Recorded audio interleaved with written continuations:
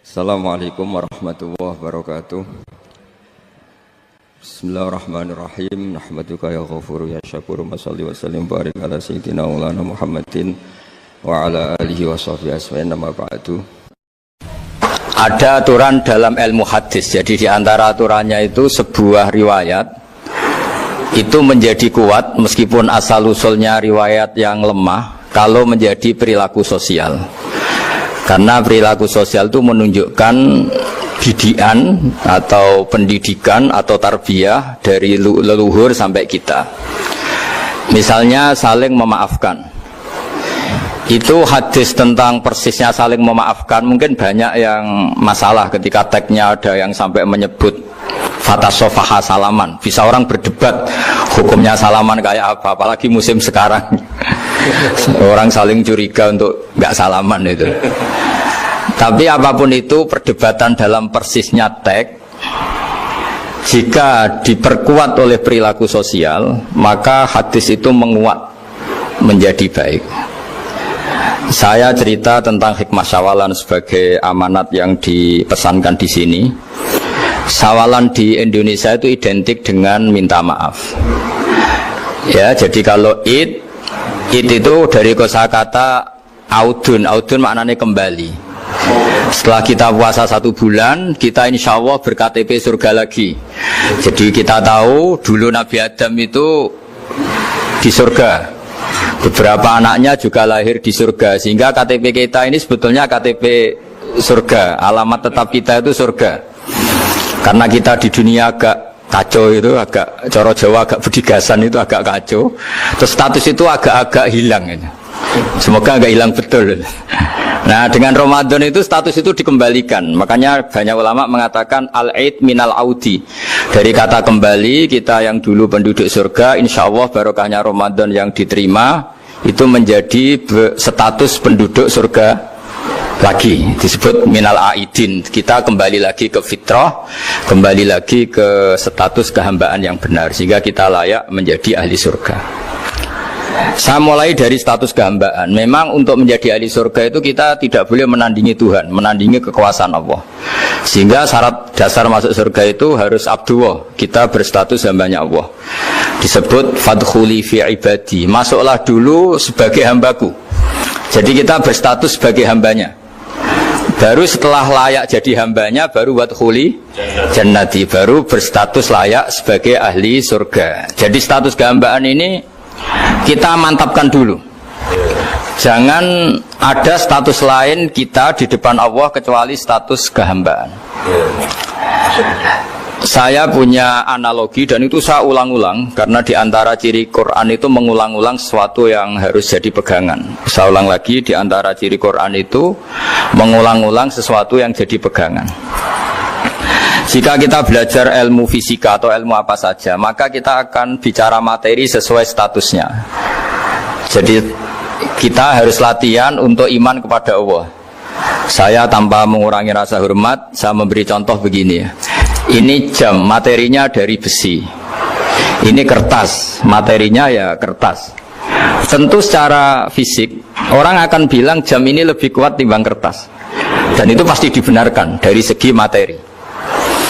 Tapi kalau Anda beragama dan Anda tahu bahwa pengendali alam raya ini Allah Ta'ala, maka kamu akan bilang, terserah Gus Baha gitu. Bisa saja jam ini saya punya niat saya hancurkan, kertas yang lemah ini saya simpan. Sehingga jam tangan ini 5 menit lagi saya hancurkan sehingga benar-benar rusak. Sementara kertas ini saya simpan sampai bertahun-tahun awet. Nah, kira-kira seperti itulah ilmu manusia. Sesuatu yang kita sangka kuat, ternyata Allah punya rencana menghancurkan itu. Dan yang kita sangka lemah, ternyata Allah punya rencana untuk mengabadikan itu. Nah, di sini pentingnya iman, lahu maqalidus samawati wal ard. Hanya Allah yang mengendalikan semua. Jadi jangan mentang-mentang kita punya ilmu bahwa materi besi itu lebih kuat timbang kertas, terus kita pastikan bahwa besi lebih awet ketimbang kertas. Kita sisakan satu keyakinan, terserah Allah, terserah pengendalinya. Nah itu agama, bilang terserah pengendalinya itu agama. Ya mungkin tadi aja problem sinyal, saya ulang lagi. Ibarat saya ini megang jam jam tangan yang materinya dari besi. Ini kertas yang materinya lemah. Tentu kita akan bilang bahwa jam atau besi lebih kuat ketimbang apa? Kertas. Tapi Anda salah. Anda harusnya ngomong bahwa terserah pengendalinya. Bisa saja saya punya rencana menghancurkan besi ini sehingga 5 menit lagi hancur, dan saya ingin mengabadikan kertas ini, saya simpan di tempat yang aman. Nah, kira-kira agama itu bukan anti ilmu, sehingga agama boleh kamu mengatakan besi ini lebih kuat ketimbang kertas. Tapi harus kamu tambahi dari segi materi. Tapi kalau dari segi pengendalinya, maka kita jawab terserah Allah Subhanahu wa Ta'ala. Ya, ini di sini pentingnya beragama. Jadi meskipun Mars itu kayak apa kuatnya, bumi gunung kayak apa kuatnya, ternyata gunung yang kita kira kuat ternyata nyimpan magma yang potensi meledak. Yang gunung kecil yang kelihatan dari pasir kecil yang tidak berdaya ternyata nggak nyimpan magma, jadi nggak direncanakan untuk diledakkan. Itu, nah agama itu seperti itu yang disebut di surat Yasin misalnya, Allah itu siapa? Biyadihi malakutu kulli, yang dalam kendalinya itu semuanya di alam raya ini. Sehingga di kehidupan nyata juga sama. Ada orang yang nekuni ilmu ekonomi tapi miskinnya Masya Allah. Ada yang gobloknya Masya Allah tapi kaya. Ada kiai yang punya doa banyak, hidupnya biasa. Yang nggak punya doa kaya. Itu saya pernah baca di sebuah hadis qudsi. Ada riwayat begini, Nabi Musa ketemu Allah, ditanya, limadha, kata Allah, kenapa saya memberi rezeki orang yang bodoh? Ahmak itu orang yang bodoh sekali. Kadang tak ciptakan dia jadi orang kaya, dan yang pintar ekonomi kadang tak ciptakan jadi orang miskin. Si Nabi ini tanya, kenapa ya Allah? Supaya dia tahu yang mengendalikan rezeki itu saya, bukan ilmunya dia, katanya. Jadi banyak orang, misalnya kita yang pintar dipekerjakan orang yang nggak pintar, yang punya pabrik tidak pintar mengerjakan orang yang pintar. Jadi ya kira-kira agama itu seperti itu. Sehingga dalam kita beragama itu yang paling ditekankan itu tawadhu. Tawadhu itu merasa sopan atau memang sopan betul. Kalau dalam Ihya disebut, sekiranya Anda tidak bisa tawadhu secara rasa, tawadhulah secara ilmu. Saya ulang lagi ya, sekiranya Anda tidak bisa tawadhu secara rasa, tawadhulah secara apa? Ilmu. Karena ilmu itu akan abadi. Saya beri contoh begini, saya ini kan misalnya kiai di kampung saya atau di kecamatan saya.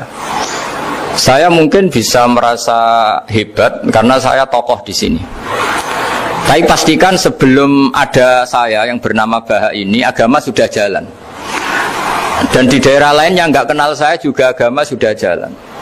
Betapa tidak pentingnya saya di kawasan-kawasan yang nggak butuh saya, atau di era yang sebelum ada saya.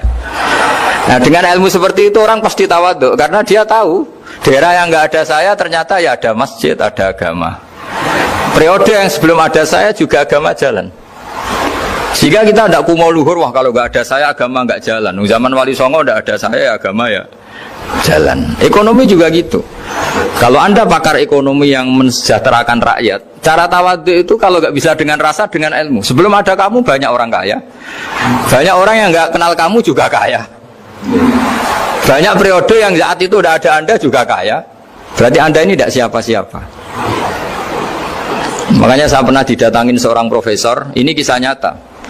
Gus, sebetulnya saya dengan bapak saya itu pinter mana? Bapak saya itu tidak tamat SD, tapi saya bisa profesor. Saya ini profesor, anak saya naik kelas saja sudah senengnya bukan main. Artinya ini orang bodoh bisa menciptakan orang pinter, yang orang pinter kesulitan menciptakan orang pinter lagi. Nah, kalau kita tidak bisa tawadhu secara rasa, tawadhulah secara ilmu. Ikhlas juga gitu, saya sering ngajarkan ikhlas di beberapa kesempatan ngaji. Kalau Anda tidak bisa ikhlas secara rasa, ikhlaslah secara ilmu, pasti bisa, bukan mungkin bisa, pasti bisa. Secara ilmu. Makanya di Quran disebut fa'lam annahu la ilaha illallah. Ilmu, fa'lam itu dari kata ilmu. Saya beri contoh, saya mulai kecil sampai sekarang saya sekitar umur 50 tahun. Mulai kecil sampai sekarang itu ya bilang kalau kertas ini putih. Itu ya ada yang gaji, ada yang bayar, tapi saya selalu bilang kertas ini putih. Yang hitam ya saya katakan hitam, yang merah saya katakan merah. Kenapa? Karena itu fakta. Saya ulang lagi, karena itu fakta. Sehingga saya untuk mengatakan putih tidak perlu ada yang bayar. Sehingga ketika kita latihan sholat, latihan ibadah, dan mengakui Allah itu sebagai Tuhan kita akan malu. Loh, faktanya Allah itu kan Tuhan. Mau mengatakan fakta kok minta upah, ini gimana? Kita mengatakan Allah Tuhan itu sama dengan mengatakan kertas ini putih. Sama-sama itu fakta. Sama seperti saya mengatakan Pak Jokowi itu presiden kami. Itu kan fakta. Masa nunggu kalau dikasih BLT katakan presiden, kalau enggak ya enggak. Itu kan ribet jadi. Pak Panut misalnya rektor UGM, mbok saya enggak digaji di sana atau enggak kerja di sana, bilang kalau beliau itu rektor. Pak Ganjar gubernur Jawa Tengah, mbok saya dikenal apa enggak ya beliau tetap gubernur. Lama sekali kita mengatakan fakta itu ikhlas. Ikhlas itu artinya enggak minta apa-apa, karena kita ingin ngomong sesuai fakta. Nah Allah Tuhan itu fakta gitu. Nah kenapa untuk mengatakan Allah Tuhan nunggu? Bah, saya ini Tuhan kamu. Ya nunggu dulu Gusti, kalau engkau masukkan kami ke surga engkau Tuhan, kalau enggak ya enggak jadi. Itu tidak bisa seperti itu. Ya Allah tetap Tuhan. Nah kalau anda tidak bisa ikhlas secara rasa, ikhlaslah secara ilmu. Ilmu ya tadi kita akan selalu bilang yang putih putih, yang hitam hitam. Makanya ini pentingnya ilmu. Tawaduk juga gitu. Kalau anda ditakdir orang yang GR, yang gede rumongso, ditakdir orang yang kumo luhur, secara rasa bisa dilawan secara ilmu. Ada periode di mana sebelum ada kita, yang kaya ya banyak, yang dapat hidayat ya banyak, yang terpelajar ya banyak. Ada daerah yang nggak kenal kita, nyatanya pendidikan di situ jalan, sistem sosial baik. Betapa tidak pentingnya kita. Nah, ini nanti memaksa kita atau melatih kita untuk tawaduk. Nah dari hikmah ilmu itu kemudian kita minta maaf sama orang lain itu mudah, karena kita sadar bahwa adanya kita ini problem. Saya sering digojlok orang-orang kaya. Orang-orang kaya itu ya kadang agak kurang ajar tapi nggak bisa dibantah. Begini, pernah tanya saya gini, Gus, saya ini punya mobil mahal, harganya 2 miliar. Kayaknya yang berak pakai jalan raya saya kan. Kok bisa? Bayarnya pajak saya mahal. Sehingga kayaknya paling pantas saya. Yang naik ontel itu kan nggak bayar pajak, harusnya nggak boleh pakai jalan gitu sih. Terus saya bilang, babanya yang naik ontel itu pejuang, bapak kamu nggak, kata. Kamu nggak warisnya, kata. Artinya ada teori dalam kitab hikam itu kitab tasawuf dalam pesantren. Itu kebaikan saja di soal. Misalnya begini, kita ini bangga sebagai urip yang tertib, hidup yang tertib di kantor, di tempat-tempat pekerjaan. Tapi kalau itu semua terjadi, kalau ada kecelakaan di jalan itu nggak ada yang nolong langsung. SAR paling efektif, tim penolong paling efektif ya orang-orang nganggur itu.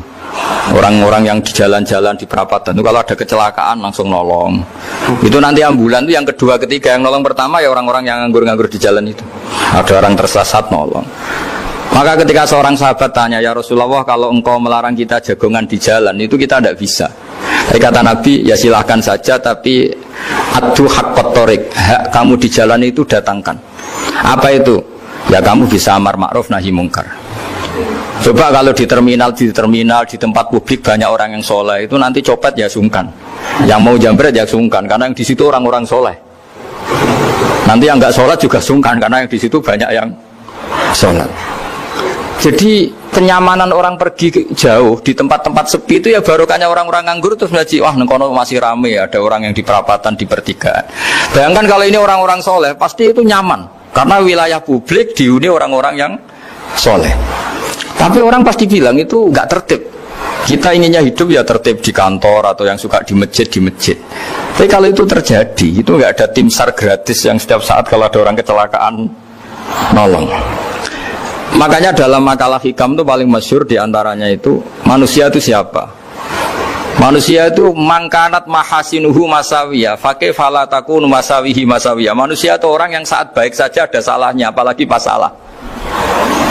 Jadi kalau kamu punya toko lagi laris, dan saat laris itu Anda ngerumat keluarga Anda melakukan kebaikan pada keluarga Anda, pasti ada toko lain yang termahjubkan, yang tersingkirkan. Makanya saya pernah diskusi sama kiai besar, guyonan sama saya.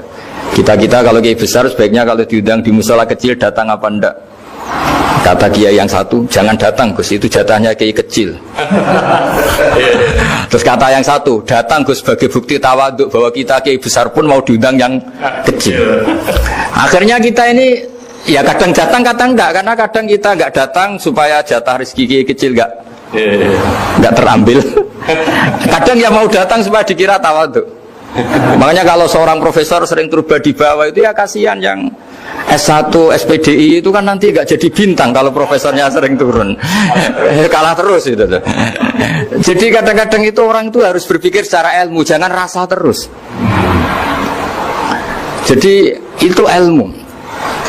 Jadi semua yang kebaikan yang kita lakukan itu secara ilmiah bisa diperdebatkan. Ada orang senang ngomong serius supaya bangsa ini maju. Tapi bapak saya itu pesan saya, kamu kalau ngiyai itu jangan sering ngomong serius kan. Masyarakat sudah capek mikir utang, mikir keluarga. Udah gitu sowan kiai dijak ngomong serius lagi nanti capek kan. Sehingga kiai-kiai dulu itu kalau ketemu orang ya guyon terus. Karena tahu masyarakat sudah capek. Sudah banyak yang takut tanggal kredit gitu. Sudah takut tanggal kredit, takut problem sowan kiai diancam neraka lagi, itu kan ketakutan berkali-kali. Jadi makanya ini kan kebaikan itu dievaluasi karena kita tidak nabi, tidak wali. Jadi kalau kata hikam itu apa yang Anda kira baik itu ada masalah, apalagi sedang masalah. Saya sering cerita ada orang suami istri harmonis sekali. Itu tanyakan ibunya, pasti mulai gak peduli dengan ibunya karena terlalu harmonis dengan istri. Itu pasti bukan mungkin lagi. Jadi jangan tanya istrinya, tanya ibunya. Oh, jok nikah lupa saya, ngalor ngidul sama istrinya. Tanyakan temannya, wah itu jok nikah lupa temennya. Tapi yang baik sama teman, tanyakan istrinya, jatah belanja untuk ngopi. Ya begitu terus itu. Jadi siklus sosial itu. Nah, di sini pentingnya saling minta maaf karena dalam kebaikan kita pasti ada kesalahan. Ketika karir kita baik di pemerintahan maupun di kampus, pasti dengan sendirinya ada yang agak tersingkirkan.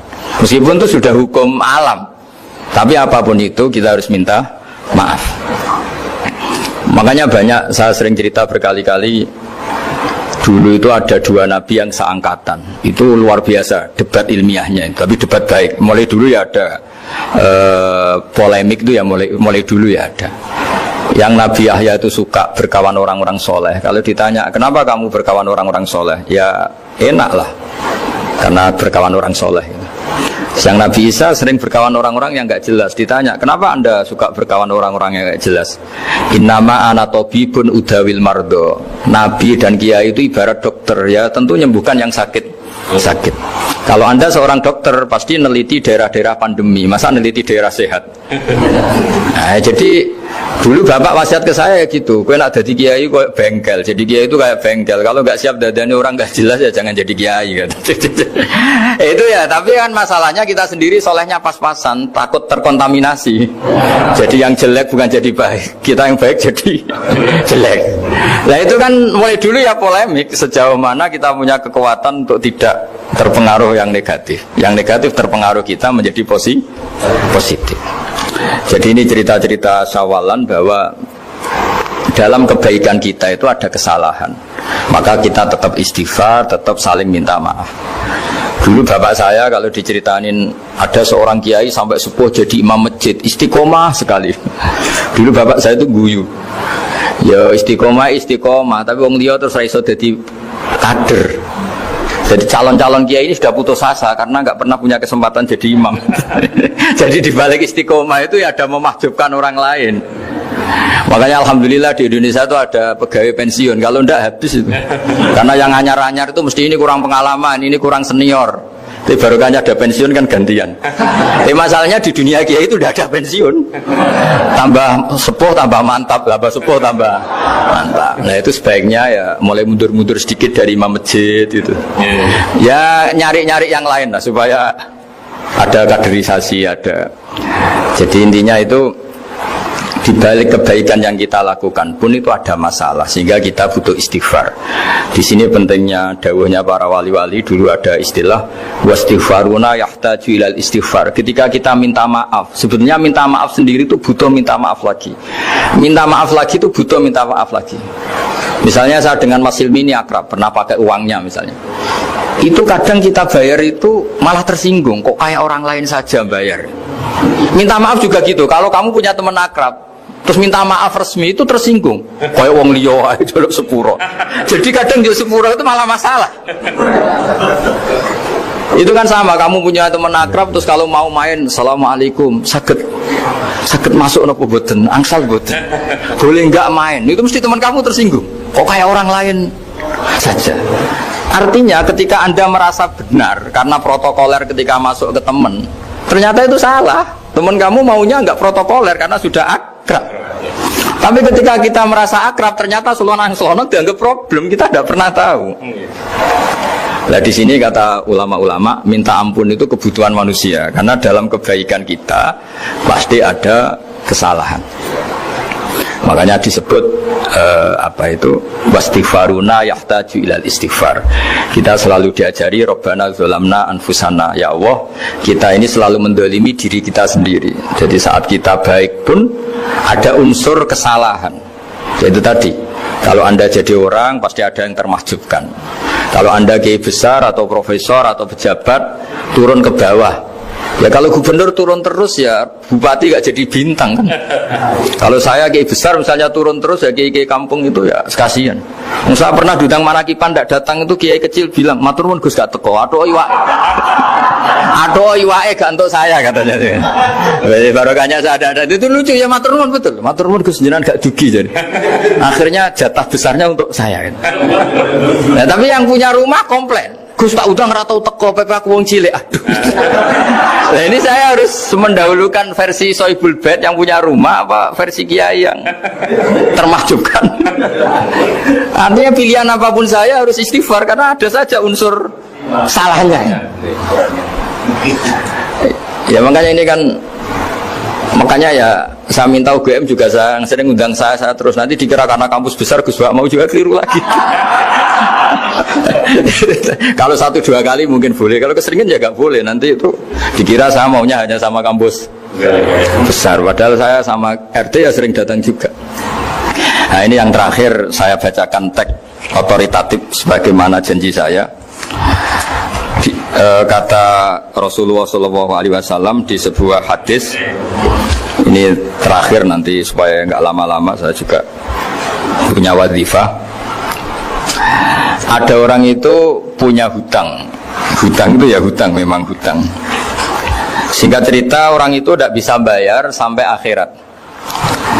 Dan aturannya Allah, orang yang punya hutang tidak bisa bayar ini harus diaudit, harus diselesaikan di akhirat. Kalau tidak bisa diselesaikan di dunia, diselesaikan di akhirat. Walhasil akhirnya di akhirat itu ditagih dan tidak mampu bayar. Karena di akhirat sudah tidak ada kredit, tidak ada ATM, tidak ada apa saja. Terus kata Allah, solusinya kebaikan kamu dikasihkan yang ngutangi. Ternyata kebaikan dia tidak cukup juga. Bayarnya apa? Kejelekan yang ngutangin dikasihkan yang utang. Kayak apa celakanya? Kebetulan yang ngutangi salahnya banyak, ini kan repot. Tapi Allah itu tidak suka kalau ada orang mukmin yang satu saudara kemudian masuk neraka karena saudaranya ini. Kata Allah, jika ini masuk neraka berarti disebabkan komplain atau ketidakikhlasan temannya yang mukmin. Masa orang mukmin menyebabkan mukmin yang lain masuk neraka? Allah tidak ingin. Makanya diantara nikmatnya beragama itu ukhuwah, persaudaraan. Baik persaudaraan atas nama iman atau atas nama kebangsaan atau atas nama kemanusiaan. Akhirnya si yang ngutangi ini tadi, jangan dibahasakan kreditur, nanti kita kayak bank, pokoknya yang ngutangin lah nanti. Ya bahasa gampangnya yang ngutangin, karena tidak semua orang ngutangnya sama bank. Sama Allah ditunjukkan satu surga yang luar biasa. Nanti tak baca teks Arabnya ya, supaya dapat berkahnya bahasa Arab. Terus saking mewahnya surga itu, si yang ngutangin tanya, ya Allah itu untuk nabi siapa? Karena semewah itu pasti untuk kelas nabi. Atau untuk wali siapa? Katanya, terus kata Allah, sabda Allah, untuk siapapun yang mampu membeli. Lalu siapa yang bisa membeli surga semewah itu? Kamu bisa. Terus dengan apa ya Allah? Kamu mengampuni teman kamu itu, kamu bebaskan dari utangnya, nanti tak kasih surga itu. Terus akhirnya sama Allah Kata orang itu, ya Allah saya bebaskan. Ya sudah, kamu berdua masuk surga. Karena Allah tidak ingin ada kasus aneh. Dua orang mukmin ini kan bersaudara. Masa bersaudara kemudian yang satu menjadi penyebab masuknya neraka karena ini tidak mau memaafkan. Artinya kalau kita syawalan itu harus benar-benar mau memaafkan. Karena kalau tidak, Anda menjadi penyebab teman kamu masuk neraka. Jadi kita janganlah jadi orang mukmin yang menjadi problem bagi saudara kita. Jadi makanya saya itu berharap ada wali utang saya terus tidak bisa bayar, karena ini masih dibela-belain Allah ini. Karena Allah nggak ikhlas kalau ada walinya masuk neraka. Jadi kalau ada wali utang kamu itu utangin saja, doain, nggak bisa nyaur, no? Nggak bisa bayar. Nanti ini akan dibela-belain Allah di akhirat. Karena wali ini nggak pantas masuk neraka. Ya, jadi kalau ada wali utang kamu mau bayar, sudah Anda tidak usah bayar, nanti di akhirat saja gitu. Nah, yang ribet kalau yang kamu utangin dia ahli neraka, kamu nagihnya disuruh masuk neraka. Nah, itu ribet itu. Sudah utang dia ahli neraka.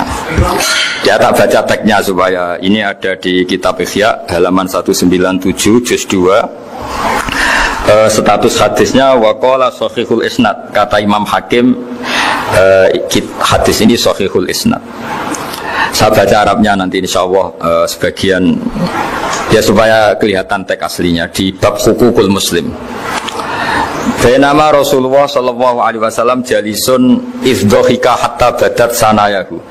Nabi ketika santai-santai duduk tahu-tahu tertawa sampai gigi depannya itu kelihatan. Jadi tertawa sangat sampai gigi depannya kelihatan. Yang notabene beliau sering hanya senyum, kali ini tertawa betul sampai gigi depannya kelihatan. Faqala Umaru radhiyallahu anhu, ya Rasulullah bi abi anta wa ummi mal ladzi adhakaka. Apa yang bikin kau sampai tertawa seperti itu? Qala rajulani min ummati jasaya baina yaday rabbil izzah. Dua lelaki dari umatku sama-sama sungkeman nuntut keadilan di depan Allah. Jasaya itu sungkem, duduk bersimpuh itu kalau dalam bahasa Arab itu apa? Namanya jasiyah. Faqala ahaduhuma ya rabbi khudli madlamati min hadza. Faqala wa rudda ala akhika madlamata. Qala ya rabbi lam yabqali min hasanati syai'un. Faqala wa ta'ala li talib kaifa tasna'u bi akhika wa lam yabqalahu min hasanati syai'un. Faqala ya rabbi falyahmil anni min auzari. Kalau kebaikannya dia tidak cukup, ya salah saya supaya dilimpahkan ke dia. Terus summa fadat aina Rasulillah sallallahu alaihi wasallam bil buka. Nabi di tengah-tengah cerita itu nangis, senangis-nangisnya karena habis senang lalu nangis karena ini kan kebaikannya sudah dikasihkan habis, nggak cukup. Akhirnya kejelekan yang utangin ini diberikan. Makanya kalau kamu ingin masuk surga, utangi orang-orang soleh sebanyak-banyaknya dan doain, nggak bisa apa? Nyaur. Tapi tak jamin orang soleh itu nggak suka utang karena hidupnya sederhana ini. Kayaknya saya tidak akan utang Mas Ilmi itu. Karena orang soleh itu hidupnya sederhana, pasti tidak butuh. Kalaupun utang paling ya untuk makan, kan gampang nyaurnya apa? Terus kata Rasulullah, faqala inna dzalika layaumun azimun yauma yahtadun nasu fihi ila yuhmala anhum min auzarihim. Terus fayaqulu Allah ta'ala lil mutadzallim irfa basarak. Coba kamu lihat yang di sana itu ada apa? Fanzur fil jinan, coba surga itu kamu lihat. Faqala ya rabbi ara madaina min fiddatin wa qusuran min dhahabin mukallalatan bil lu'lu'. Saya melihat surga yang begitu mewah, semuanya bertatahkan intan, semuanya materinya dari emas, bertatahkan intan. Lalu li ayyi nabiyyin hadza? Itu untuk nabi siapa? Terus awli ayyi siddiqin awli ayyi syahidin. Terus qala Allah hadza liman a'tas saman. Itu untuk siapa saja yang mampu beli. Qal ya rabbi wa may yamliku dzalik? Siapa mampu beli surga semewah itu? Terus kata Allah anta tamliku, kamu bisa. Qal bimadza ya rabbi, dengan apa? Qal bi afwika an akhika. Cukup kamu memaafkan saudara. Jadi kalau maafkan tidak pakai uang itu kurang seru. Yang seru itu punya teman utang 1 juta dimaafkan. Jadi memaafkan paling seru itu maafkan apa? Utang. Kalau maafkan sama-sama salah miso apa itu enteng itu. Jadi yang seru itu teman punya utang 1 juta kamu itu seru itu. Dan nanti aja di akhirat itu, nanti sudah ada akhirat itu. Ya nanti notanya di bawah kalau gitu. Ya, bi Afrika anahika. Jadi surga semewah itu maharnya atau harganya cukup memaafkan saudara kamu. Terus qala ya Rabbi qad afautu anhu. Sudah Gusti, sudah sekarang saya maafkan. Fayaqulu wa ta'ala khud bi yadi akhika fadkhilhul jannah. Ya sudah sekarang kamu berdua sama-sama masuk surga. Karena ini orang soleh, enggak pantas masuk neraka. Yang punya utang ini enggak pantas masuk neraka. Nah ini yang ribet kalau yang utang ya ahli neraka, yang utang ya ahli neraka. Ngapain debat utang, wong kamu sudah ahli neraka. Hanya tanpa kasus utang pun sudah jatah neraka. Ini ribet kalau ketemu orang-orang yang jatahnya ada di surga.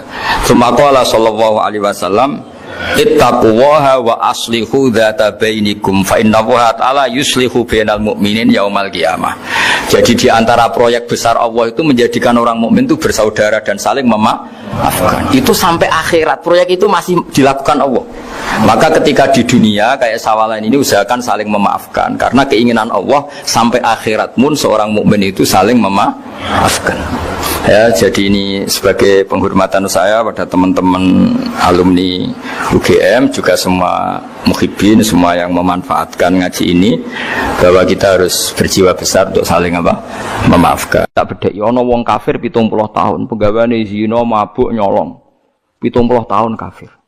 Bariku 1 menit dipandu kiai nglafatno asyhadu alla ilaha illallah wa asyhadu anna muhammadar rasulullah.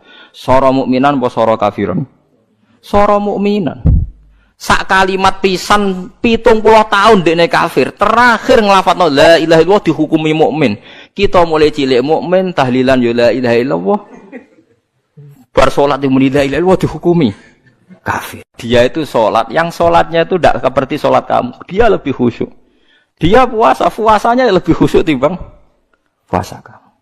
Tapi yakhruju min di'i hadza qaumun yaqra'unal Qur'an la yujawizu hanajirahum yamruquna minad-din murukasahmi minar ramya. Tapi nanti turunan dia itu jadi orang-orang yang senengane maca Quran, senengane salat, senengane poso, tapi penggaweane ngadili wong Islam. Nah, mulane umat Kanjeng Nabi zaman swargane tetep dhuwur. Mergo nak entuk Lailatul Qadar niku. Entuk Lailatul Qadar pokoke anggere poso ya entuk, pokoke anggere jamaah tarawih ya entuk. Ora usah bayangno golek srengenge sing ora panas. Wah, aneh-aneh. Wong Nabi dawuh ora ngono, pokoke anggere mangko Ramadan iman waktu saban entuk Lailatul Qadar. Cuma alamate iku ana ngene. Lah alamat ora kudu roh. Kok malah mbok goleki. Jadi angger sego kuwi wis rasane sego, cuma alamate sego apik ku sing ngene. Ya wis angger kowe wis mangan ya wis kok goleki alamat. Golek emane wong kadang kok lha apa golek Lailatul Qadar kok golek alamat.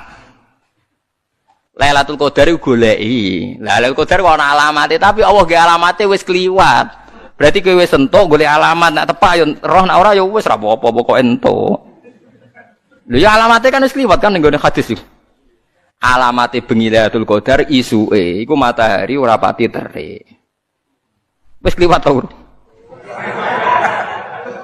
Lho iya kan wis kliwat kan? Lah nek misale kowe roh tok tapi ora entuk. Ya tok entuk ora roh kan? Aneh-aneh. Kulo mboten nate lho. Kulo sering takok ndang. Gus nate entuk Lailatul Qadar, Mas. Ah levelku ora takok ngono iku. Amatir ya. Lho ngalamate wis kliwat. Lho nggih, ning hadis alamate wis kliwat to. Kliwat kan? Alamate bengi Lailatul Qadar isuke sobihataha srengenge ngene. Kan gak ono gunane wis. Dadi tidak maksudnya Nabi ngeten angger bengi Ramadan wong Islam sing traweh ora drengki ora macam-macam mau bikol bin salim ya dianggep untuk Lailatul Qadar. Lane dawuh Sidina Utsman malah gampang meneh. Wong sing salat isya jamaah iku padha karo qiyam sewengi. Ora usah salat tahajud ora usah witir, wong isya jamaah wis padha karo iku. Tunggale wong donga wong diutangake terus ning makam ning kuburan ngoten niku kan. Ning omah wong naga semakom ayo mau nak ning kene mergo ada kok sing naga mesti. Dadi apa iku pirsa lha repote apa iku pirsa tenan ta ora iku. Mulane dawuhe pengerak dawuhe hadis iku imanan wahtisaban. Ihtisab pokoke orientasine ridane Allah. Lah nak cara ulama-ulama tasawuf nak kowe iktikaf kok golek ayam nggih dari bojo mulih wae. Adepi bojo nyabari ku luwih dhuwur timbang ganjarane iktikaf. Wong diamuk bojo gak tersinggung, gak ngamuk ngempet, iku Allah ridho pol. Dianggap wong kondiang. Anggap wong kondang. Mergo iso wal kadhiminal ghaidha wal afina anin nas. Assalamualaikum warahmatullahi wabarakatuh. Ngaten gitu, terus jenengan ampun dadi khawarid.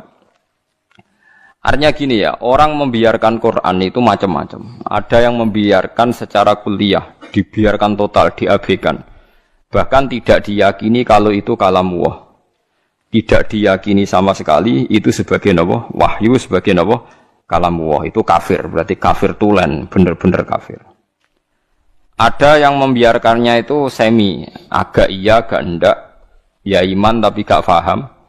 Nak kepengen faham, ya ibu-ibu iman. Niku ruwet niku, ruwet niku. Niku kata sangat. Dan itu ya muslim, tetap mukmin tapi dianggap fasik. Misalnya contoh gampang ngeten nggih, contoh paling gampang. Niki kula waca nggih, terus niki ben jenengan gak dadi khawarid. Kula waca Arabe mengke kula terangaken. Wa qala ar-rasulu ya rabbi inna qaumi ittakhadhu hadzal qur'ana mahjura. Terus napa? Bahwa Kanjeng Nabi ngeluh Quran itu dimbara wong kafir. Manane dimbara walam yu'minu bi. Fahadil ayatu waradat fil kuffar. Fahadil ayatu waradat fil kuffar al-mu'ridina 'anil Qur'an. Alladzina lam yu'minu bihi. La fi man hafidhahu minal mu'minin tsumma nasiyahu. Nggih kula waca. La fi man hafidhahu minal mu'minina tsumma nasiyahu. Teng qauluhu mahjurun. Wa in kana yu'atabu alaihi fil akhirah. Lima warada man ta'allamal Qur'ana wa alika mushafahu lam yata'ahadhu wa lam yanzur fihi jaa yaumal qiyamati muta'alliqan bi yaqulu ya rabbi abduka hadza ittakhadhani mahjurun. Igdi baini wa bainah. Terus ngeten nggih. Dawuh Imam Sawi sebagai pensarah Jalalain, dan dawuh ini pasti benar. Saya pastikan benar karena saya berkali-kali baca di Bukhari dan saya ajarkan di sarang di mana-mana, saya ulang-ulang. Ayat ini bagaimanapun turun pada orang kafir yang i'rad meninggalkan Quran itu artinya tidak menganggap itu sebagai kalamullah nggih. Tidak menganggap itu sebagai apa? Kalamullah. Tapi kalau orang mukmin kayak kita-kita ini mukmin, meninggalkan Quran dengan arti tidak mengamalkan, ya tidak mengamalkan, itu mau fasik. Fasik wae ya ora sida kadang-kadang. Mergo taate luwih akeh.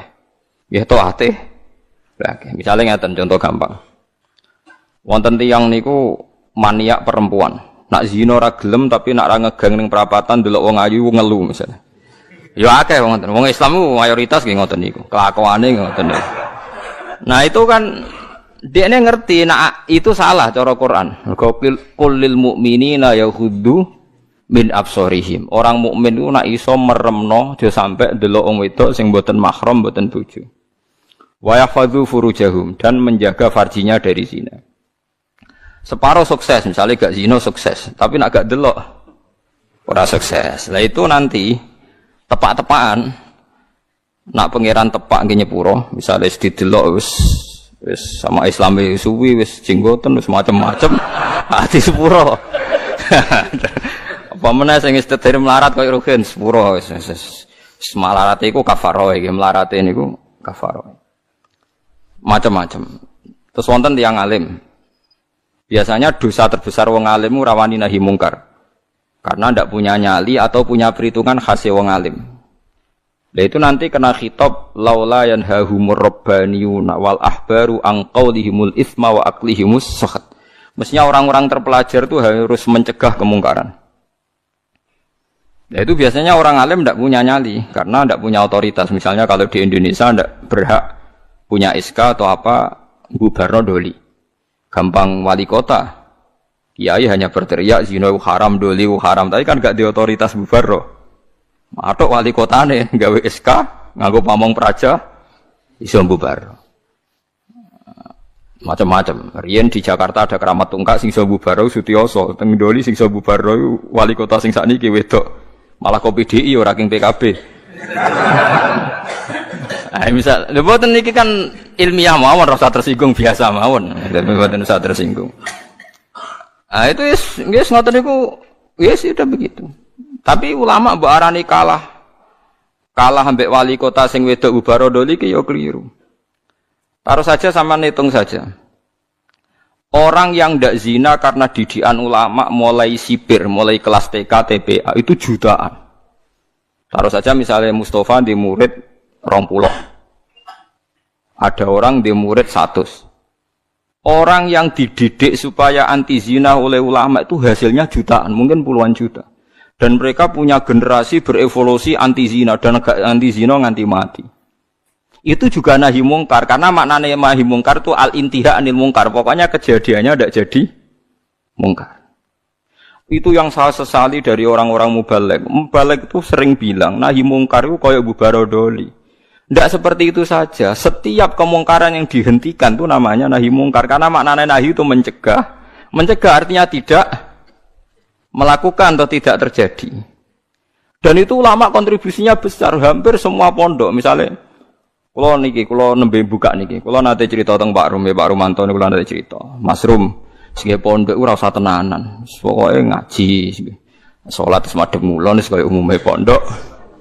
Ora usah ngasihlo santri alim nak tepak ya alim, ora tepak ya wis. Paling ndak kelebihannya pondok pesantren itu satu. Misalnya kiai ini ra alim utawa ora pati bener. Ada kesepakatan mentabukan zina. Jadi kelebihannya pondok pesantren itu ada kesepakatan mentabukan zina, mentabukan nyolong, mentabukan melakukan sesuatu sing asusila. Sehingga kita punya konsensus dengan tradisi mondok, tradisi TPQ, TPA itu ada konsensus di mana barang buruk dihukumi buruk.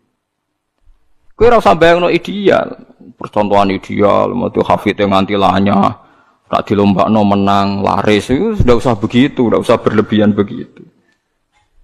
Ini penting kalau aturaken. Jadi maling juga sama. Polisi nangkep maling berarti nahi mungkar karena malingnya tidak jadi maling. Tapi jutaan orang tidak maling, yang malah nggak pernah maling, mergo didikane ulama. Polisi tak nangkep sing wis tau maling, ya nahi mungkare wis kadung tau maling. Mbubaro ning doli wis kadung tau zina. Kalau ulama malah didik santri, didik umat mulai cilik. Dan banyak jutaan orang yang bahkan nggak pernah zina karena didikannya ulama. Mulai sing nganggo karisma sampai sing meden-meden iso ben diris alat kelamine macam-macam. Iku modele rugen sing iso nerangno.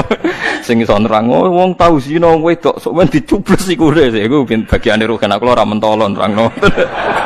Wis macam-macam lah oleh ngekeki penjelasan. Nah itu kula baleni malih. Bahkan di antara akidah ahli sunnah ini rungokno tenan. Sampean boleh ndak cocok, tapi nek ora cocok keliru, neraka sampean. Iki nasib pangeran. Intajtanibu kaba'ira ma tunhauna anhu nukaffir ankum sayiatikum. Wong sing sukses ngilangi dosa gedhe iku insyaallah dosa cilike disepuro. Misale kaya ruhin biasane perapatan delok wong wedok, ya ditulis mbek Allah, mripate ruhin dosa, atine angen-angen tapi ora kasil ditulis terus pangeran. Ditulis. Tapi dekne sukses ninggalo zina. Pokoknya aku nak delok gelem tapi nak zina ora ngarah. Itu iso wae ning akhirat di sepuro. Mergo barokahe ninggal dosa gedhe. Misale sampean gubething mbek tangga, penggaweane ngrasani iku dosa. Tapi iso di sepuro mergo gak nyantet, gak mateni. Jadi di semua segmen dosa kan ana kelas atas. Misale ra cocok nganti mateni kelas atas. Tapi nak ngrasani tok kelas ringan. Seneng wong wedok zina kelas berat. Tapi nak ndelok tok kelas ringan. Iku iso wae iso ben iku barokah ngeduwi sing gedhe, sing cilik di sepuro. Jika kamu jika kamu menjauhi dosa-dosa besar, nukafir angkum sayiatikum. Wes wong zuhud-zuhud ora percaya lah piye wae iku dawuhe pangeran. Kowe kudu iman dan ini menguntungkan Mas. Kowe kudu iman. Paham nggih? Pokoke anggere kasil ngaduwi sing gedhe, sing cilik di sepuro. Tapi pertanyaannya jare Fathul Mu'in, masalah sing cilik iku terus wis kadung gedhe. Kan gak sida cilik. Akumulasinya kan gede. Makanya Rasulullah pas nerangno wahyu iku sempat guyon ngene jare Nabi. Kowe roh gunung jare dawuhe Nabi. Nggih ngertos ya Rasulullah. Gunung gedene ngono iku kok butiran pasir cilik-cilik. Dadi sawae dosane roh cilik-cilik wis dadi butiran pasir sing wis dadi gunung. Lah iku melane jare Fathul Mu'in nak narifi wong saleh iku sapa? Wong saleh iku wong sing taate luwih akeh timbang maksiate. Ora kok ora tau maksiat ora mungkin wong. Cuma masalahnya akumulasi maksiat ini kan tinggi sekali. Maksiat misalnya, contoh gampang wong melarat lah, sing biasa ning perapatan, maksiat itu siji ndelok wong wedok maksiat, ngrasani wong sugih maksiat, engko hasud maksiat, tukarane mbek bojo maksiat. Wes pokoke terus, nah sing wong sugih maksiate iku ya padha, ndelok wong wedok iku padha, melarat sugih padha. Aneh masalah. Ndelok wong wedok sombong, nyepelekno wong, ngagul dunyane padha. Nah itu asal kowe iso ngilangi sing gedhe iku insyaallah ana kemungkinan besar sing cilik niku disepuro. Tapi syaratnya kudu tetep cilik. Paham ya? Ya kene rungokno syaratnya kudu tetep cilik. Mergo gunung gedhene ngono iku kok akumulasi kumpulane butiran-butiran apa pasir. Masamu gunung apa? Watu sitok mboten ya pasir cilik-cilik niku ditumpuk sakmono ramene dadi napa? Gunung. Gambar buaya, mbok gambar dinosaurus iku titik. Titik akumulasi dadi gambar napa? Dinosaurus. Dan masamu gambar gak kok titik sitok. Wis kayak gambar dinosaurus, gambar mobil tanker ya apa kapal tanker tetep kok titik sitok. Dititik terus wis dadi gambar gede. Mumpun ngebeki kertas entek. Ana bercak-bercak putih sing ora dadi gambar. Nah, berarti akeh bercak ya kan? Ya mulane takrif taat iku ora tau nglakoni dosa gedhe lan ora ndlurung ning dosa cilik. Itu disebut walam yusirru ala ma fa'al. Mboten napa ndlurung. Mboten napa ndlurung. Nah, orang seperti ini itu tidak bisa dikatakan kafir atau murtad. Hanya Khawarij secara goblok mengatakan orang ini menjadi keluar dari Islam. Mulane ahli sunnah giat ngepol be wong Khawarij. Bahkan merangi wong Khawarij luwih apik timbang merangi wong mukmin. Timbang merangi wong kafir. Sama tak ceritani ini, mohon sampean kudu percaya bae kula. Saya pastikan kalau ini hadisnya sahih. Sayyidina Ali itu mau perang melawan orang kafir. Setelah beliau berangkat di Nahrawan ada orang-orang Khawarij, salatnya khusyuk ra karuan, posone khusyuk. Kalah Sayyidina Ali, khusyuk-khusyukan salat, khusyukan poso kalah. Tapi mereka itu Khawarij. Orang Khawarij ciri utamanya adalah mengkafirkan orang Islam yang melakukan dosa besar atau tidak bermadzhab kayak mereka. Akhirnya sampai istighlal. Istighlal menghalalkan orang Islam. Sayyidina Ali gak jadi perang ngelawan orang kafir tapi ngelawan tiang Khawarij. Terus aku apal tagnya di Sahih Bukhari di Muslim. Bagaimana mungkin saya merangi orang kafir yang bahayanya bagi kita itu musiman. Sementara saya meninggalkan orang Khawarij di antara kita. Di antara kita dan mereka mengkafirkan kita, membunuh kita. Artinya ngeten lho. Cara logikane ngeten. Misalnya kula musuhan mbek wong kafir. Misalnya taruh saja Singapura itu negara kafir misalnya. Kita harus musuh orang Islam karena orang Islam itu musuh kita. Ya apik wong kafir. Kodekne kafir musuh wong Islam. Dadi nak rapat ngono, kita serang umat Islam. Kita serang umat Islam. Kan iki apik. Darane kita iku Islam. Wong Khawarij kurang ajar tenan. Kita serang orang kafir. Iki apik Khawarij to. Mulai bener Sayyidina Ali kena apa Khawarij wong kafir iku cek lumayan wong kafir. Wong kafir nak rapat keputusane ayo nyerang orang Islam berarti darane kita iku cek Islam. Wong Khawarij musuhi kita ayo serang orang kafir. Kayak mangkel dia hasil rapate lho. Lah ngono kok ora iso lho paham ya. Lho mesti cara kowe ngrungokno rapate wong kafir mbek wong Khawarij itu seneng ndi? Lho seneng wong kafir jare Ruhin. Perkarane rapate wong kafir jek ayo serang umat Islam. Rapate wong Khawarij ayo serang orang kafir. Apik wong kafir. Mulane ora ana ceritane ulama iku paling anti mbek wong Khawarij. Mergo ning hadis sahih ning Bukhari Muslim sok ben umatku elek-eleke wong Khawarij yamrukuna minad din muruqas sahmi minar ramiyah. Keluar kok agama Islam koyok keluare anak panah saka napa busur gak balik blas. Mergo jare Kanjeng Nabi umatku dintekno wong Khawarij. Lho wong kafir ka atas sing masuk Islam perkarane tertarik mbek ajaran Islam. Wong Khawarij gak mungkin tertarik mbek kiai, wong dihukumi kafir kiai ini kok. Kok tertarik piye? Wis uring-uringan tok. Wong kiai dia wis dihukumi. Kowe salat wis sopan. Kono ora tertarik. Salate wong kafir. Kuwajo. Mulane Imam Syafi'i tak anggap wong alim tenan. Ndekne anggere ana ayat kok digo ngritik wong Islam gak trimo. Oke, wong hafal Quran lali dikritik pangeran, tapi tetep ora mlebu ayat iki. Maksudnya Imam Syafi'i dawuh, oke wong hafal Quran lali iku dikritik pangeran, tapi tetep gak mlebu ayat iki. Jadi paham nggih, mulane sampean iku kudu de musuh ben seru, urip iku ben apa seru. Tapi yo gak usah musuhan ambek wong Islam. Nak musuhan dia sing ringan-ringan, selain nengan mbek bojo, rasa-rasanan mbek tonggo, terus pokoke aja nyantet, aja mateni, paham nggih. Nek ora cocok iku ya pokoke ngrasani nggih kelompok lah, nggih geng ngoten nggih, geng kecewa misalnya. Ya misalnya pengurus masjid terdepan nggih kelompok anti takmir saiki. Engko ndekne sing munggah iku gentenan ngrasani wis ngono nggih kegiatan nggih geng, napa? Geng ngrasani. Nah, cara kula bagus itu, ya. Penting ora usah dihalalno wong barang haram, nggih ngrasani iku barang haram, tapi rasa daripada jadi udun wis ben ngrasani wae. Sementing mboten mateni. Disebut napa intas dan ibu kabaira matun hauna anhu nukaffir angkum sayatikum. Kowe nak berhasil ngilangi dosa gedhe, insyaallah sing cilik di sepuro. Mulane akidah ahli sunnah. Senajan to wong ora istighfar ora tobat, tapi nak ngudoi dosa gedhe ku sing cilik diilangi. Wa bistina bin lil kabair tufaru saghairu wa jaludu yukafiru. Wong nak berhasil ngilangi dosa gedhe iku sing cilik mbek Allah napa diilangi. Tapi mau syaratnya sing cilik tetep cilik iku eling-eling sing catatane sing cilik. Lah iya to kan misale ngrasani 10 dina pisan kan sithik. Nak 10 dina konsisten nggih kelompok kan akeh. Ojo kok terus cilik terus gak mungkin kan akumulasinya tetap jadi napa? Besar. Beras sak karung kok butiran-butiran cilik. Nah, ini penting kalau peringatakan. Nah, ulama itu harus ngomong gitu terus. Mulane Imam Bukhari dalam juz sekawan termasuk babu Qitalil Khawarid, babu Qitalil Khawarid. Itu beliau pertama mengutip dawuh Ibnu Umar ngendikane Sidina Umar wa kana yarahum syirara khalqillah. Ini dawuh Imam Bukhari. Ibnu Umar berpendapat elek-eleke makhluke pangeran Khawarid.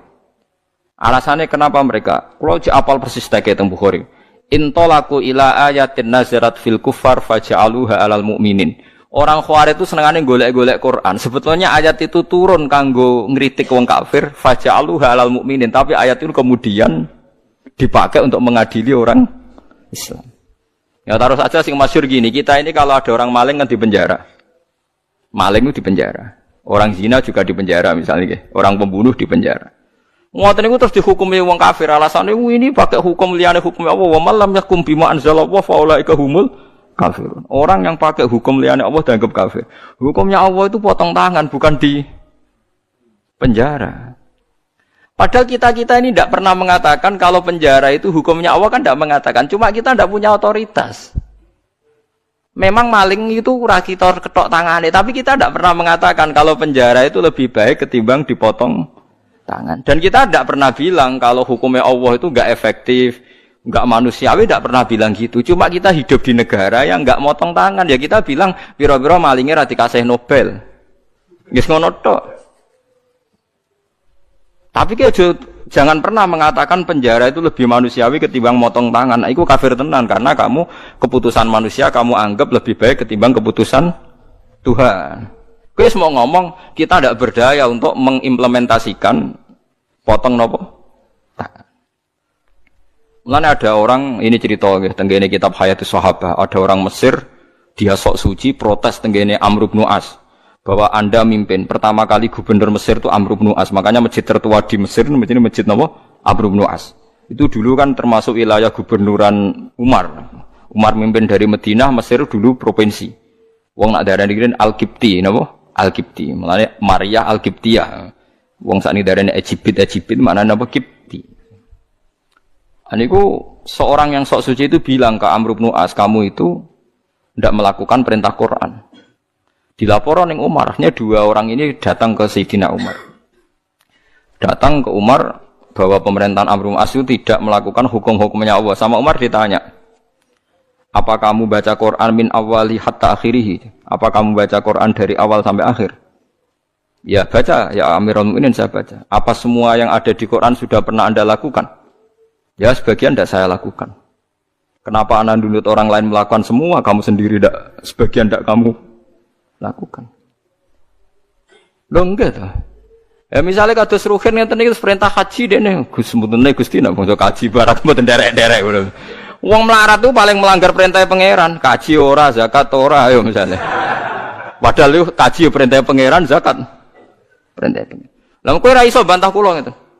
Oh nak kaji kan manis tato ilai sabila, lah zakat ora ono manis tato ilai hasabila. Zakat ono aturan wa atu zakat manis tato ilaiha sabila. Ora ono pokoke zakat itu tanpa syarat. Nak kaji tah ono syarat.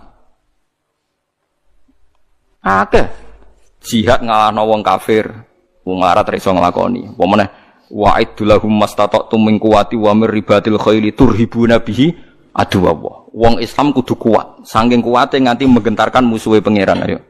Wong melarat sing kukar-kukur iso nggetaro musuhe pangeran. Ora iso. Ayo. Mulane bener Kanjeng Nabi, Abu Bakar ku api-api sahabat, tapi ada sesuatu yang enggak bisa dilakukan Abu Bakar, ora pati medeni wong kafir. Abu Bakar wong sopan. Mulane Kanjeng Nabi Abu Bakar Islam yo seneng, tapi cek rong lega Nabi. Angger Nabi mlampah-mlampah ning pasar Ukat iku ana tukang geng. Umar niku tukang geng pasar Ukat. Dadi dekne ku isane mangan untuk hadiah nak gelut menang terus untuk napa hadiah. Menangan nak gelut. Wowe dekne wis senengane nantang gelut tak menang kudu untuk Nobel untuk hadiah. Iku Kanjeng Nabi mikir, muga sing Islam iki no enak. Islam butuh preman kunane kuno.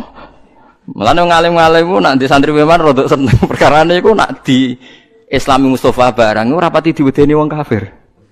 Tapi nak sing seneng kiai preman wedi wong kafir wah ngadepi preman musuhi iki. Mulane kunane kuno anggere wong alim mesti disenengi preman kira ora usah kaget. Akhirnya donga Nabi, Allahumma aizzal Islam bi Umar. Muga-muga Islam iki mulya mergo Umar. Artinya gini, ada sesuatu yang Abu Bakar pun enggak bisa melakukan kebutuhan Islam. Ngoten paham ya? Ada sesuatu yang sekaliber Abu Bakar pun enggak bisa melakukan kebutuhan Islam, termasuk ngadepi preman. Nah, buktinya tenan Abu Bakar ketika Islam nggih wong kafir biasa ae. Tetap nyiksa Bilal, nyiksa macam-macam. Barang dongane Nabi didongakno Nabi nek mboten lepat ku dinten Kamis. Sing ngrungokno niku Abdullah bin Mas'ud sempat pireng pas Nabi donga. Ketemu Umar, marhaban bika ya Umar. Muga-muga kowe bejo Umar, aku krungu Rasulullah ndongakno kowe. Pas iku Umar cek preman, Umar ora pati paham luka mlaku ngoten Ustaz. Wonten nang dekne akhire Islam. Apa yang dilakukan Umar Islam pertama? Nabi masih sembunyi-sembunyi di rumahnya Zaid bin Arqam. Omai Arqam lah, Banil Arqam. Nah, pertama Umar Islam harus protes, ya Rasulullah, kita ini orang benar kok sembunyi-sembunyi, yang batil saja berani muncul kok yang benar kok sembunyi-sembunyi. Ya Umar, saya menakutkan kamu, tidak usah takut ya Rasulullah, saya ini Umar. Tenan. Kanjeng Nabi teng daleme Zaid bin Arqam mbek Abu Bakar mbek Sayyid Hamzah timbarno mbek Umar tinggal metu. Marani Abu Jahal pertama, ditotok Umar. Ya Abu Jahalin, kamu tahu berita hari ini? Tidak tahu, saya Umar sudah masuk Islam, kira macam-macam Rasulullah tak baca. Wes marani Abu Lahab, marani kafir. Iku gentenan wong kafir sing delik, paham? Loh, dadi artinya gini, kowe nak Islam terima khusuk kok Mustafa enggak memenuhi kebutuhan Islam.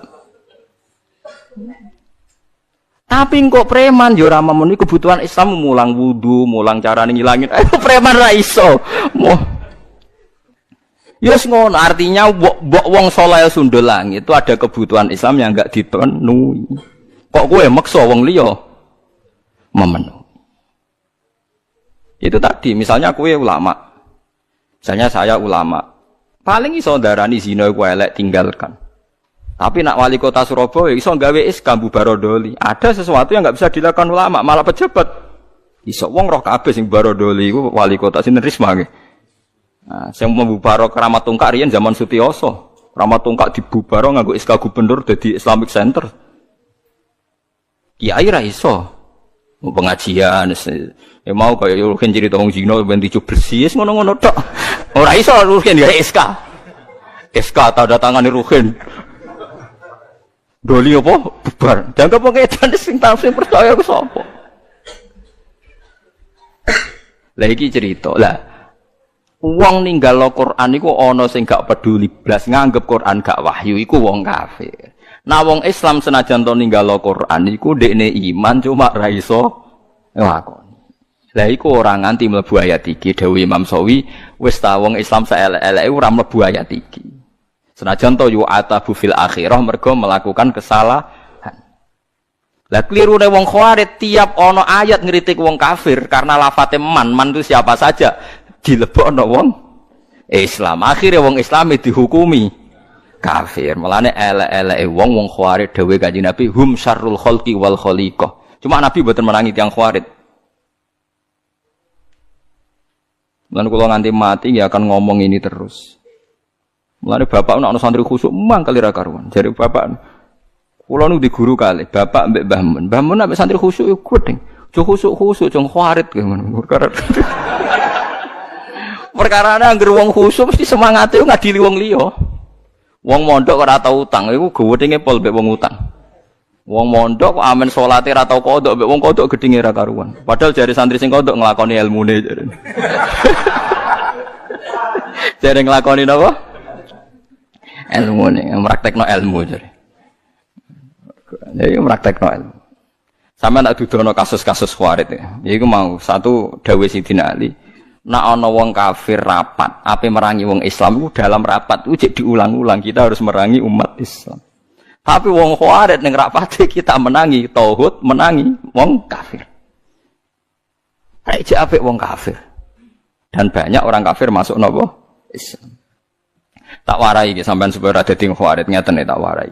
Wong Khawarij itu ukunane iku napa nenten. Cuma riyen mboten dados komunitas. Iki kula waca iki mboten dadi komunitas. Jadi kula critani iki asal usule Nabi ngomentari Khawarij. Nabi setelah perang Hunain, perang paling bersejarah, mergo wis Nabi wis kondang, wis hebat lah, wis kuat sekali. Dalam hanya satu kali ini Nabi perang jumlahnya luwih akeh timbang wong kafir. Biasanya kan kayak perang Badar, Nabi 313 wong kafir 1000. Nggih ahli Badrin pinten 313 wong kafir 1000. Uhud Nabi 1000 wong kafir 3000. Jadi selalu jumlahnya itu banyak orang nopo kafir. Perang Hunain ku aneh, wong Islam luwih akeh timbang wong kafir, malah kalah. Jadi pangeran nabi kekasih iku salah sithik wis salah.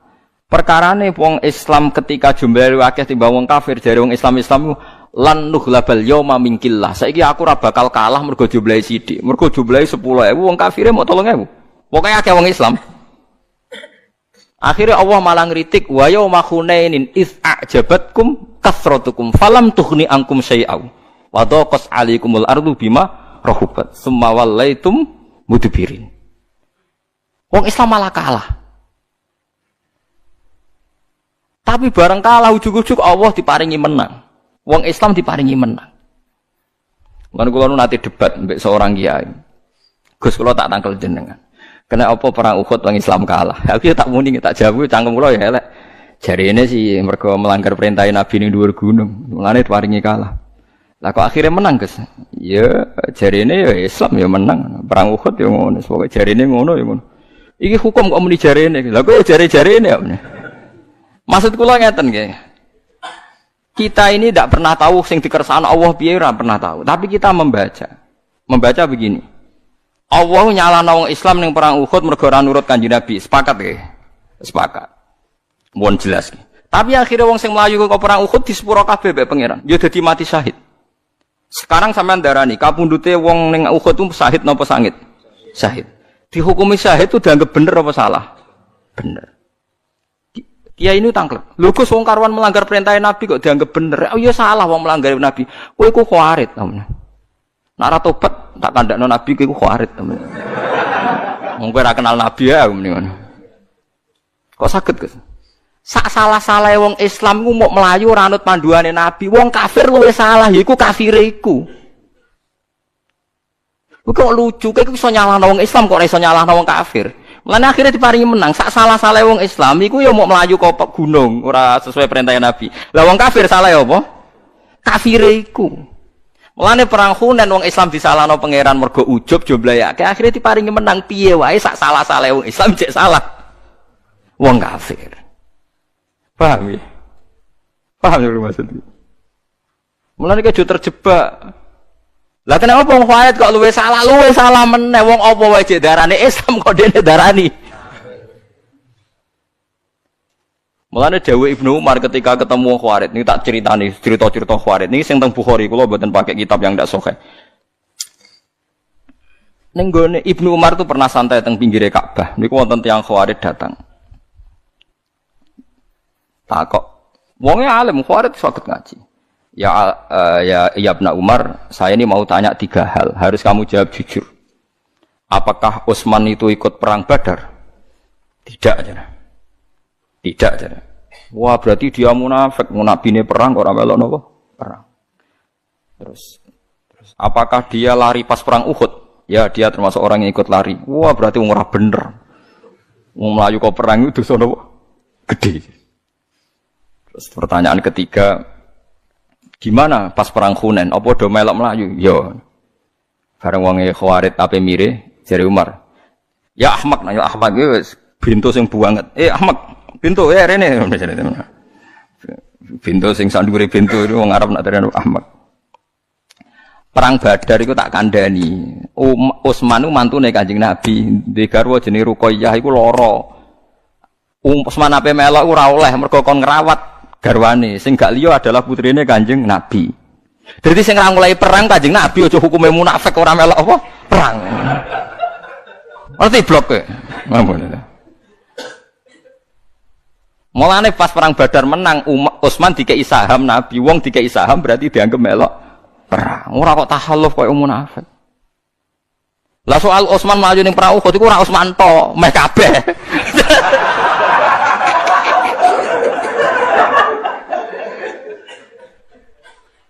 Lah iku pangeran wis ngumumno ning Quran di sepuro. Paham nggih? Innal ladzina tawallaw minkum yaumal taqal jam'an innamastazallahum syaitanu bi ba'di ma walaqad afallahu anhu. Wong sing mlayu ning perang Uhud ku piye wae ana salahe, tapi Allah wis nyepuro. Walaqad tu redaksine Quran lam ku li taukid, qad ya li taukid. Allah wis bener-bener. Lha wong Allah wis ngumumno ning Quran di sepuro kok kowe gak nyepuro. Iku wong Khawarij, dadi pangeran sing ngumumno di sepuro wae dekne karepe ora trimo. Eleke kok ngono.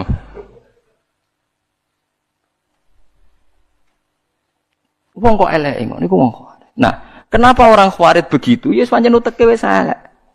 Kanjeng Nabi zaman Sugeng niku menangi tiyang Khawarij, tapi mboten dereng komunitas. Nabi niku kan ya nabi nggih, nabi ku denubuah. Ane nak ulama kok gak dinubuah ya rapati warasatul anbiya. Ulama iku duwe nubuah. Kewarise nabi ku ulama. Sing waras maksudnya, sing waras.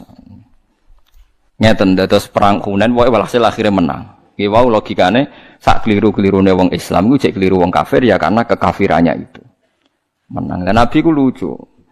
Mirbas bangunan Aqra bin Habis, terus golongane Mirdas, golongane Sufyan sinten beberapa orang kafir.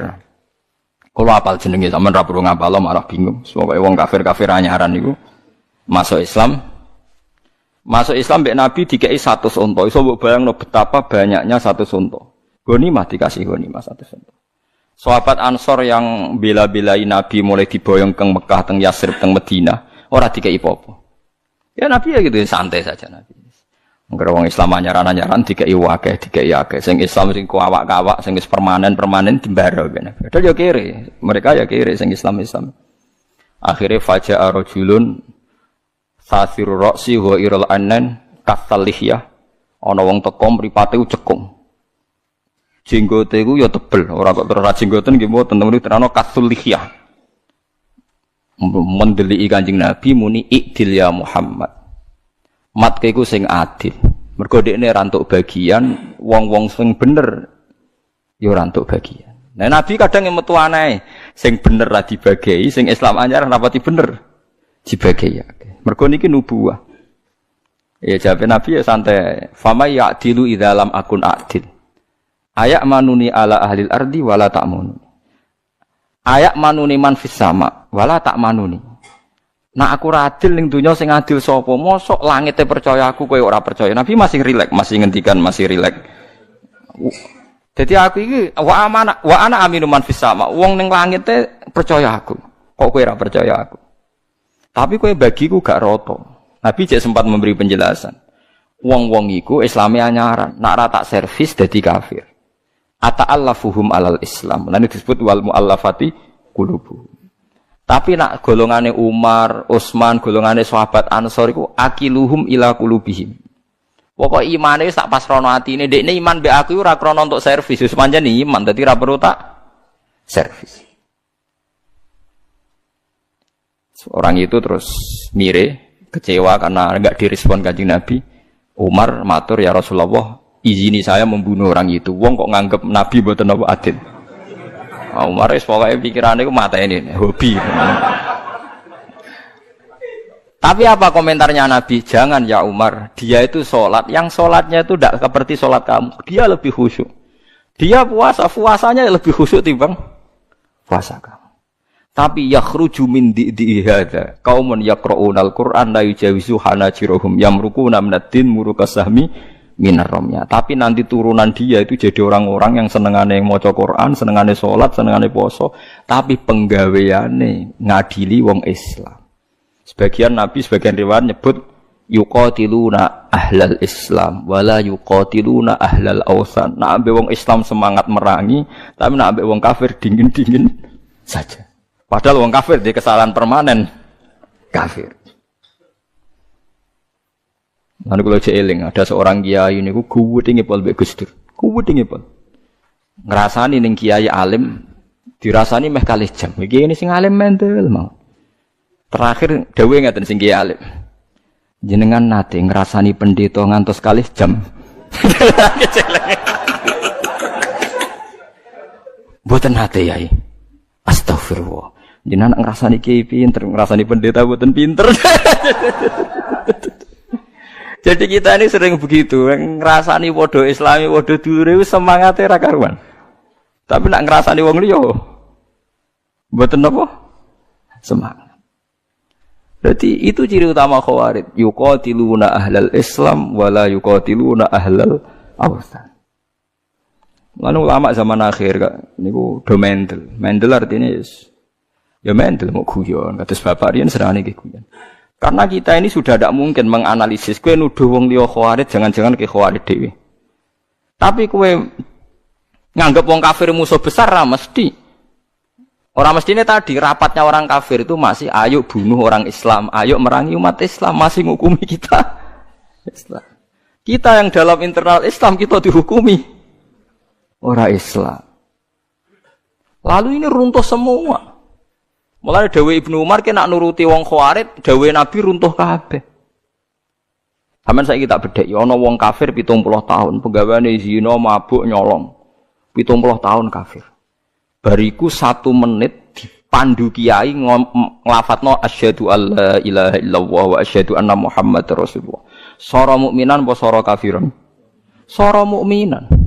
Sak kalimat pisan 70 tahun dekne kafir. Terakhir nglafatno la ilaha illallah dihukumi mukmin. Kita mulai cilik mukmin tahlilan ya la ilaha illallah. Bar salat muni la ilaha illallah dihukumi kafir. Berarti kalimat iki ora ana gunane kan cara Farid. Kalimat sing cara Rasulullah, cara ijma' ulama sak donya dadekno wong kafir dadi Islam, saiki kalimat iki dilafadzno Islam bolak-balik sing lafadzno dihukumi. Lha teko kuwalik-walik ngono iku piye asal usule iku? Lho ya saiki sampean logika to nganggo akal paham iki. Ana wong kafir 80 tahun. Dadine masuk Islam mergo nglafadzno apa? La ilaha illallah. Islam mulai cilik bar salat yo muni la ilaha illallah kok sithik-sithik la ilaha dihukumi. Lha terus gunane la ilaha illallah iku apa kanggo Islam? Gak ana gunane kan di depan wong Khawarij. Mulane runtuh kabeh dawuhe Nabi kan nuruti wong Khawarij, dawuhe Nabi ku runtuh. Ya runtuh kabeh kan? Mok krana kecewa. Ibnu Umar itu dijak merangi Hajjat. Riyen Ibnu Umar menangi sinten Hajjat. Yusuf bin Hajjat. Napa Hajjat bin Yusuf ya? Jadi Hajjat bin Yusuf niku terus kalau baleni malih Ibnu Umar itu menangi rungokno nggih ben sampean ngerti betapa Khawarij itu bahaya. Ibnu Umar kan zaman Nabi wafat itu sekitar umur 18 tahun. Pokoknya pas perang Uhud itu, pas perang Badar itu dekne umur 14 tahun. Kira usah mikir ngono, tapi tak dudono ben sampean ngerti betapa detailnya ulama, ora mbok antem kromo koyo kowe. Ibnu Umar niku pas pamit badhe derek perang Badar itu umur 14 tahun. Ambek Nabi mboten pareng mergo rong balik. Pas perang Uhud sudah boleh ikut karena sudah 15 tahun lebih. Berarti kalau Nabi wafat itu beliau sekitar kisaran umur 18-19 tahun. Makanya beliau itu menangi Kanjeng Nabi detail, tapi yo menangi fitnah detail. Walhasil beliau itu hidup, Abu Bakar khalifah 4 tahun menangi, Abai dadi khalifah pinten? 12 tahun nggih menangi, Utsman menangi, Ali menangi.